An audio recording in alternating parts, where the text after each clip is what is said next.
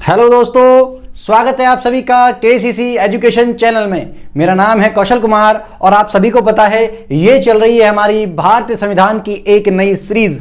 जी हां दोस्तों, हम भारतीय संविधान के भाग 2 के बारे में बात कर रहे थे। भारतीय संविधान का भाग 2 नागरिकता से संबंधित है।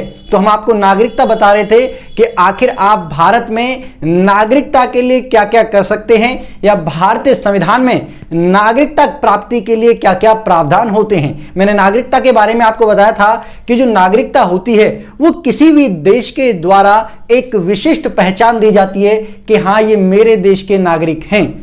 चलिए, तो अगर आपने अभी तक चैनल को सब्सक्राइब नहीं किया है तो प्लीज चैनल को सब्सक्राइब कर लीजिए, और अगर आपने दोस्तों को वीडियो शेयर नहीं करी तो उनको भी शेयर करो ताकि उनको भी एक अच्छी इंफॉर्मेशन मिल सके वीडियो के माध्यम से।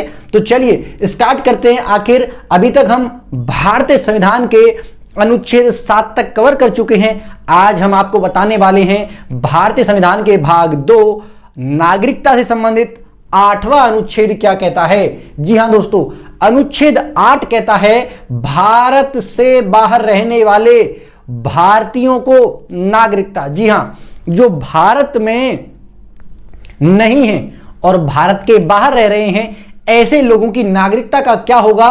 तो इनकी 3 शर्तें हैं कि क्या कि पहला तो ये कि भारत में जन्म नहीं हुआ है। ऐसे लोग जिनका भारत में जन्म नहीं हुआ है, मान लीजिए कि कोई एक स्त्री और पुरुष है जो भारतीय मूल के निवासी थे, लेकिन उनका विवाह होने के पश्चात जब वो विदेश गए तो विदेश में उनके बच्चों का जन्म होता है।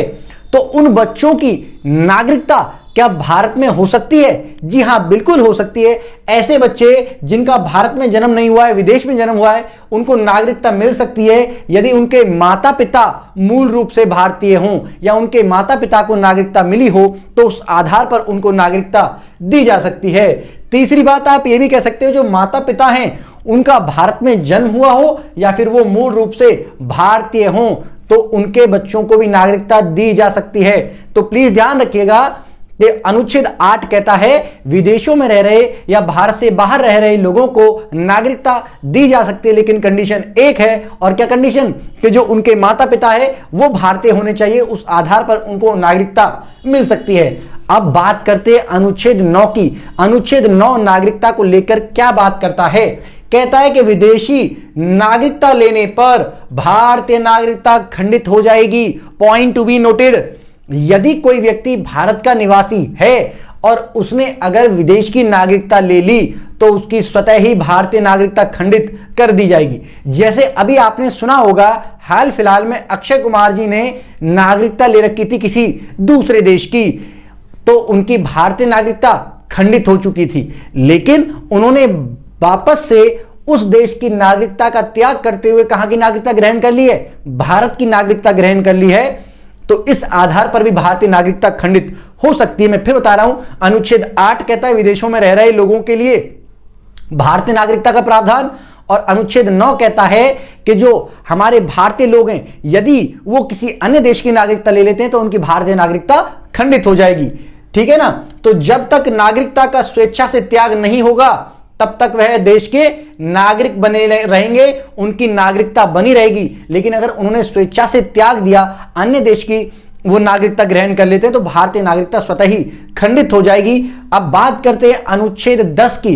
तो अनुच्छेद 10 कहता है नागरिकता बना रहना। जी, नागरिकता का बना रहना। आखिर कौन कौन से आधार हैं कि जब तक आपकी नागरिकता खत्म नहीं होगी आपकी नागरिकता बनी रहेगी? तो देखिए, पहला, जब तक आप अन्यथा कार्य नहीं करते। पॉइंट टू बी नोटेड, जब तक आप अन्यथा कार्य नहीं करेंगे तब तक आपकी भारतीय नागरिकता खंडित नहीं की जा सकती है। ये अन्यथा कार्य क्या है तो इसको समझने का प्रयास कीजिएगा। जैसे देश विरोधी कार्य करने पर नागरिकता का खंडन। अगर आपने ऐसा कोई भी देश विरोधी कार्य किया जो संविधान के खिलाफ है या देश विरोधी कार्य आता है, देश के खिलाफ कोई कार्य करते हैं, तो ऐसे में आपकी नागरिकता खंडित की जा सकती है। फॉर एग्जाम्पल, मान लीजिए इंडिया पाकिस्तान का मैच हो रहा था और आपने आप भारतीय मूल के होते हुए बाय चांस, ईश्वर ना करे ऐसा हमको बार बार देखने को मिले, ऐसा कम ही हो कि भारतीय टीम हार जाती है और ऐसे में आप नारेबाजी करने लगते हो पाकिस्तान जिंदाबाद की, तो हो सकता है कि आपकी नागरिकता को खंडित किया जाए, क्योंकि यह भारतीय गरिमा को ठेस पहुंचाता है। आगे बात करते हैं, संविधान प्लस संसद के विपरीत कार्य नहीं करेंगे। यदि नागरिकता से संबंधित संसद ने या आपका संविधान ने कोई कार्य या कोई कानून बना रखा है, तो आप ना तो संविधान के खिलाफ जाएंगे, ना ही आप संसद के खिलाफ जाएंगे। यदि आप ऐसा कार्य करते तो आपकी नागरिकता खंडित की जा सकती है। देश की एकता, अखंडता और गरिमा को ठेस पहुंचाने वाले ना तो आपको अभिव्यक्ति का मतलब आजादी है, ना ऐसे विचारों को प्रकट करने की आजादी है जिससे देश की गरिमा, एकता, अखंडता पर बात बनाए। तो अगर आपने ऐसी चीजों का कोई भी कृत्य किया तो आपकी नागरिकता जा सकती है, भारतीय नागरिकता। चलिए आगे बात करते हैं हमारा आखिरी अनुच्छेद भाग 2 का, वो है हमारा अनुच्छेद 11। अनुच्छेद 11 कहता है कि संसद द्वारा नागरिकों के कानून का, नागरिकता के कानून का विधि द्वारा विनियमन किया जाना। पॉइंट टू बी नोटेड, कह रहा है कि संसद द्वारा जो नागरिकता है उसके कानून का, या उसकी जो कानून है, नागरिकता से संबंधित जितने भी कानून हैं उनका विनियमन किया जा सकता है। विनियमन का मतलब है कि उन कानूनों को संशोधित करके दोबारा से नए कानून बनाए जा सकते हैं, उनमें संशोधन किया जा सकता है। यानी कि नागरिकता के लिए नए नियमों का आधार, यानी कि नए नियम कौन तय कर सकता है? संसद कर सकती है। आर्टिकल 11 कहता है, यानी कि नागरिकता का विनियमन का अधिकार किसके पास है? हमारी संसद के पास है। तो आई होप आपको ये समझ में आया होगा 11 के 11 अनुच्छेद। अनुच्छेद 8 हमारा कहता है कि विदेशों में रहने वाले भारतीयों की नागरिकता। हमारा आर्टिकल 9 कहता है कि यदि कोई विदेशी नागरिकता को ग्रहण कर लेता है तो उसकी भारतीय नागरिकता का खंडन हो जाएगा। हमारा आर्टिकल 10 कहता है कि यदि आप कोई भी ऐसा कार्य करते हैं जो देश विरोधी कार्य है तो आपकी नागरिकता का खंडन हो जाएगा या आपकी नागरिकता का बना रहना, आर्टिकल 10 कहता है। और आर्टिकल 11 कहता है कि जो हमारी नागरिकता है उसके संबंध में कानून या कानूनों का विनियमन करने का अधिकार संसद के पास है। तो आई होप आपको ये आर्टिकल क्लियर हुए होंगे।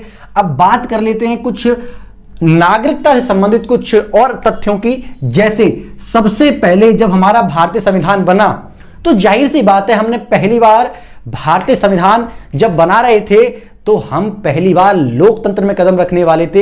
इससे पहले भारत के अंदर लोकतांत्रिक व्यवस्था नहीं थी, राजतंत्र था या विदेशी शक्तियों का हमारा सत्ता रही थी। तो अब पहली बार जब भारत में लोकतंत्र स्थापित होने जा रहा है, संविधान स्थापित होने जा रहा है, तो जाहिर सी बात थी कि कुछ ना कुछ कमियां, कुछ ना कुछ गलतियां तो होने वाली थी। और इन्हीं चीजों को देखते हुए पहली बार नागरिकता अधिनियम आया 1955 में। कब आया नागरिकता अधिनियम? 1955 में। लेकिन जब नागरिकता अधिनियम पहली बार 1955 में आया तो उसमें नागरिकता प्राप्ति और नागरिकता खंडन की कुछ शर्तें लिखी हुई थी जिनमें थोड़ी बहुत कमियां थी। इसीलिए समय समय पर इस नागरिकता अधिनियम में संशोधन होना प्रारंभ हुआ। जैसे 1986 में प्रारंभ हुआ, 1992 में प्रारंभ हुआ और आपका 2003 में, 2005 में, 2015 में और फाइनली 2020 में भी नागरिकता को लेकर कानून लेके आए। ठीक है ना? तो ध्यान रखिएगा ये संशोधन हो चुके हैं हमारे नागरिकता के संबंध में कानूनों को लेकर। चलिए आगे बात करते हैं कि आखिर अधिनियम 1955 जो नागरिकता से संबंधित है उसमें 5 आधार हैं कि 5 आधारों पर आप भारतीय नागरिकता को प्राप्त कर सकते हो। वो आधार कौन कौन से हैं? पहला आधार है जन्म के आधार पर नागरिकता। इसका मतलब है कि यदि किसी व्यक्ति का या किसी बच्चे का जन्म भारत में होता है तो वो नागरिक हो जाएगा। अब ऐसा अगर है तो जो ऐसी विदेशी ताकतें हैं जो भारत को कमजोर करना चाहती हैं या पाकिस्तान जैसे क्षेत्र जो हैं या चाइना जैसे क्षेत्र जो हैं, वो लोग क्या करेंगे? वो लोग भारत के अंदर आएंगे और मतलब बच्चे पैदा करेंगे तो वो भारत में जन्मा है तो इसी आधार पर उसको नागरिकता मिल जाएगी। अगर ऐसे आधार पर उसको नागरिकता मिल जाए तो वो हो सकता है कि उस बच्चे से नागरिकता मतलब उसको दिलवा दें भारत की, और आगे चल के वो अपने एजेंट के रूप में उस बच्चे का प्रयोग करने लगे। कोई आतंकवादी की या फिर देश की जो सूचनाएं हैं या जो हमारी खुफिया जानकारी है उनको वो पहुंचाने लग जाए, तो ये देश के लिए खतरा हो सकता था। इसीलिए पहली बार इसमें संशोधन किया गया और कहा कि जन्म के आधार पर नागरिकता तो होगी, लेकिन 1986 में एक संशोधन आया और कहा कि उसके माता या पिता में से कोई एक भारतीय मूल का होगा। जैसे मान लो पाकिस्तान से कोई लड़का आता है और यहां की लड़की से शादी कर लेता है, तो या तो वो लड़की भारतीय मूल की हो या फिर वहां से कोई लड़की आती है और यहां किसी लड़के से शादी कर लेती है, तो लड़का या लड़की कोई भी एक माता पिता में से भारतीय मूल का होगा और उस बच्चे का जन्म जब यहां पर होगा तो फिर उसको नागरिकता दे दी जाएगी। लेकिन इसके कारण भी आगे चलकर इस चीज का फायदा उठाया जाने लगा, जिसको आप लव जिहाद वगैरह के किस्से के रूप में आजकल सुनते रहते होगे। हालांकि लव जिहाद पर ज्यादा मैं कोई मतलब बहस नहीं करूंगा, लेकिन मैं बता रहा हूं कि इस चीज का फायदा उठाया जा सकता है अन्य शक्तियों के द्वारा या अन्य देशों के द्वारा जो भारत विरोधी देश हैं। चलिए आगे बात करें, हमारा 2003 में फिर इसको संशोधन किया गया और कहा गया कि उन दोनों की जो नागरिकता होगी वो प्रमाणिकता होनी चाहिए। कहने का मतलब एक व्यक्ति जो भारतीय मूल का है उसकी नागरिकता तो प्रमाणित है, लेकिन जब कोई व्यक्ति विदेश से या बाहरी देश से भारत में उससे विवाह करके आएगा तो उसको भी लीगल तरीके से, वैलिड तरीके से भारत की नागरिकता लेनी पड़ेगी, तब जाके उनके द्वारा जो उत्पन्न बच्चे हैं उनको नागरिकता का प्रावधान किया जाएगा। तो आई होप आपको समझ में आया होगा। दूसरा आधार हमारा जो नागरिकता अधिनियम 1955 है उसके तहत क्या है, वंश के आधार पर। वंश मैंने बताया था कि एक ही पिता की जो संतति हैं, जब वो मतलब एक ही पिता की संतति या फिर एक ही पिता के बच्चे बच्चे बच्चे, उनको क्या कहते हैं, हमारा वंश कहते हैं। जैसे कि मान लीजिए कि मेरे दादाजी, फिर उनके पिताजी, और फिर उनसे मेरे दादाजी के पिताजी, फिर मेरे दादाजी हुए, फिर मेरे पिताजी हुए, और फिर मैं हुआ। इस तरीके से हम एक ही वंश के हैं, तो वंश के आधार पर ही, यानी कि जो मुझे नागरिकता मिली है वंश के आधार पर ही मिली है, क्योंकि मेरे माता पिता यहां रह रहे हैं, इसीलिए वंश के आधार पर भी नागरिकता मिलती है। लेकिन वो बता रखा है कि पहले जो 1955 के अधिनियम में था वो ये था कि पिता भारतीय मूल का हो, क्योंकि हम ये मानते हैं कि जो पिता है वही वंश है, क्योंकि मैंने अभी आपको जो उदाहरण दिया है। लेकिन ऐसे तो भारतीय जो संविधान है उसमें जो समानता का अधिकार है उसका खंडन होता है। आर्टिकल 14 से लेके आपका 18 तक समानता का अधिकार दे रखा है, उस समानता के अधिकार का खंडन हो रहा है। इसीलिए बाद में 1992 में इसको संशोधन किया गया और कहा गया कि मतलब कि चाहे तो माता हो चाहे पिता हो, दोनों में से अगर कोई एक है तो उनके आधार पर नागरिकता दे दी जाएगी। अब बात करते हैं तीसरा, पंजीकरण के आधार पर। पंजीकरण के आधार का मतलब क्या है, तो इन्होंने बताया कि आप मान लीजिए यहां के निवासी नहीं हैं भारत के, और आप भारत में जन्मे भी नहीं हैं, ना मूल रूप से आप भारतीय हैं, तो आपको नागरिकता मिल सकती है फिर भी, लेकिन इसको अर्जित नागरिकता कहते हैं। आप पंजीकरण कराकर ले सकते हैं, लेकिन कैसे, पहले आपको 7 साल तक, कितने वर्ष तक, 7 साल तक आपको भारत में रहना होगा। उसके बाद आप रजिस्ट्रेशन के लिए अप्लाई कर सकते हो, और रजिस्ट्रेशन करवाने के बाद फिर डायरेक्टली आपको अधिनियम, मतलब मैं 1955 बता रहा हूं, इसके तहत आपको नागरिकता दे दी जाएगी। फिर चौथा हमारा है देशीकरण के आधार पर। देशीकरण के आधार पर मतलब क्या है, कभी कभी आपने देखा हो विदेश से कुछ लोग आ जाते हैं भारत में रहने के लिए। अब भारत में रहने के लिए वो आ गए हैं तो कम से कम वो 10 सालों तक भारत में रह रहे हों लगातार। 10 सालों से भारत में रहने वाला कोई भी विदेशी जिसे एक भाषा का, भारतीय भाषा का ज्ञान है, 22 भाषा में से एक भाषा का ज्ञान है, और वह कला और विज्ञान, कला मतलब वही क्रिकेट वगैरह या फुटबॉल वगैरह, ऐसे कोई या संगीत वगैरह या अन्य कलाओं में से वो प्रसिद्ध है, या फिर वैज्ञानिक चीजों में वो प्रसिद्ध है, उससे संबंध रखता है, तो ऐसी स्थिति में उसको नागरिकता मिल जाएगी। मैं फिर बता रहा हूं, पंजीकरण के लिए वो कब, देशीकरण का आधार क्या है, देशीकरण का आधार है कि वो हमारे देशी संस्कृति से कुछ अपना लेता है। इसका मतलब 10 सालों तक वो भारत में रहता हो, उसको एक भाषा का ज्ञान हो 22 भाषा में से, और कला और विज्ञान के क्षेत्र से संबंध रखता है, तो उसको भारतीय नागरिकता मिल सकती है। आगे अगर हम बात करें तो अर्जित भूमि।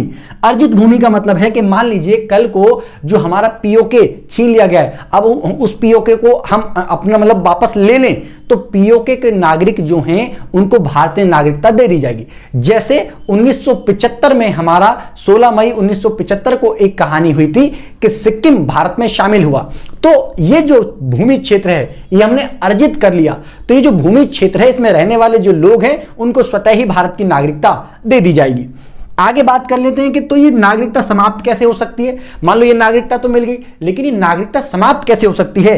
तो या तो कोई अपनी स्वेच्छा से नागरिकता को त्याग दे या किसी अन्य देश की नागरिकता को ग्रहण कर लेता है तो उसकी नागरिकता का खंडन हो जाएगा। दूसरा, वंचित कर देना, नागरिकता से वंचित कर देना। मैंने बताया था कि अगर आप किसी अन्य देश की नागरिकता ले लेते हैं तो आपको वंचित कर दिया जाएगा, या आप देश विरोधी कोई कार्य करते हैं तो आपको नागरिकता से वंचित कर दिया जाएगा। और है एक आपकी नागरिकता का खंडन कर देना। अगर आप ऐसा कोई भी काम करते हैं जो संविधान और संसद के खिलाफ है, इस आधार पर भी आपकी नागरिकता खंडित की जा सकती है।